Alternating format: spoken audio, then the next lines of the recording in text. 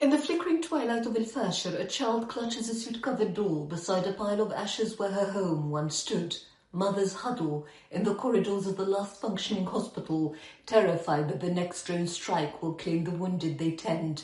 Fathers dig graves with their own hands, burying children in the courtyards of shattered schools. For 18 months, the city endured a siege that stripped it of food, water and life. And when the gates finally fell, it wasn't liberation that entered, it was annihilation. Witnesses speak of men dragged from their homes, women and children executed in the streets, hospitals shelled as civilians cowered inside.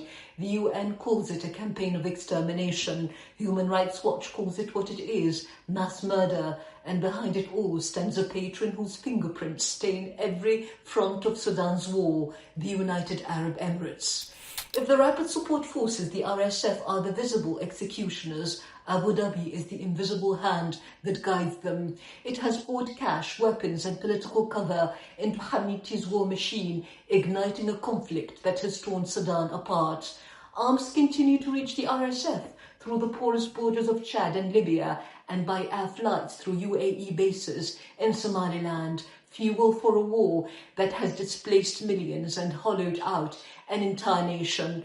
Even British military equipment has found itself into RSF hands, exposing the West's silent complicity in the crimes it pretends to condemn. The RSF story begins in the shadows of Sudan's past, born under Omar al-Bashir as a paramilitary arm of state repression forged in Darfur's massacres, and now led by a camel trader turned warlord, Mohammed Hamdan Daglo, known as Hamiti. He rose from enforcing genocide in Darfur to sitting at the heart of Sudan's Transitional Council, a warlord dressed in a suit.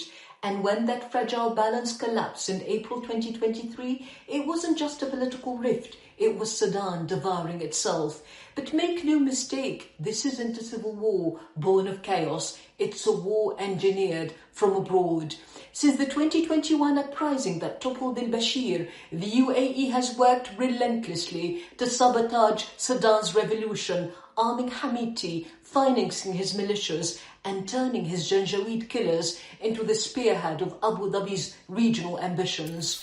A Middle East Eye investigation revealed how this support operates. A clandestine network of airlifts, arms and mercenaries. In Somalia's port city of Bosaso, Emirati cargo planes marked hazardous land and depart under cover of night, part of a covert operation funneling weapons and fighters into Sudan. Colombian mercenaries recruited by UAE-based private firms now fight under RSF command. This is not proxy war by accident, it is proxy war by design. And Sudan isn't the UAE's first experiment in ruin. The same forces were once exported to Yemen, where tens of thousands of Sudanese fighters fought and died under Emirati command. The same Janjaweed who torched Darfur were shipped off to torch Yemen. Since the Arab Spring, the UAE under Mohammed bin Zayed has built its foreign policy on one principle: no democracy shall survive.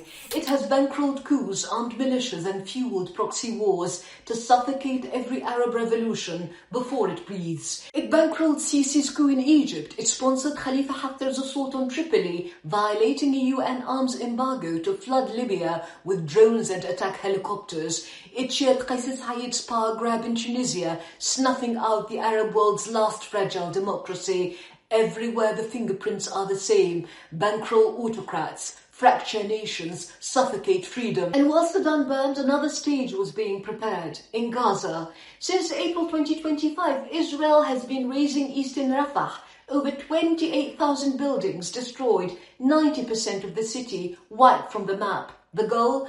To build a so-called humanitarian city to house 600,000 Palestinians, a concentration camp with better branding. And guess who's building the infrastructure for it?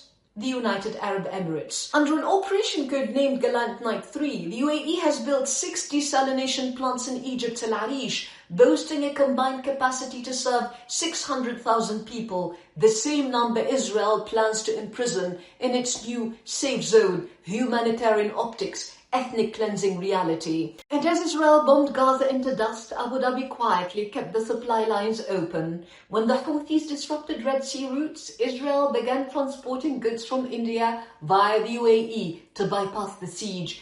And when most allies suspended flights to Tel Aviv, Emirati carriers kept flying, the only ones still landing at Ben Gurion, a literal lifeline for Israel during genocide.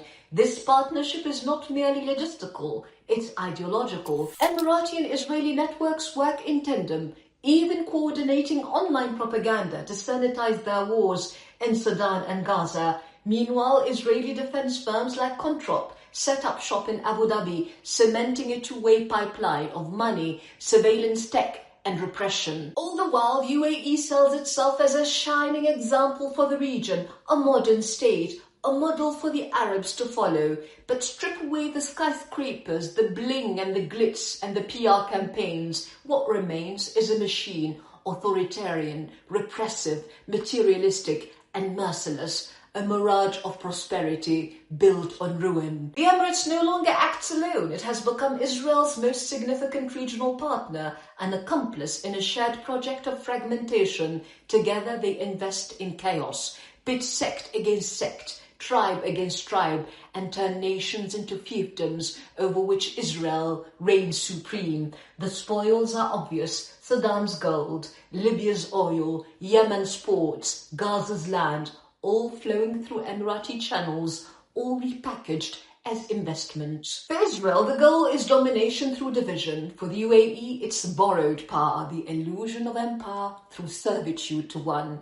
But every illusion burns out, and the fires the Emirates has kindled in Sudan, in Libya, in Yemen, in Gaza will not burn out with forever, because every arsonist, sooner or later, needs their own blaze, and those who build power on flames always end by being consumed by them.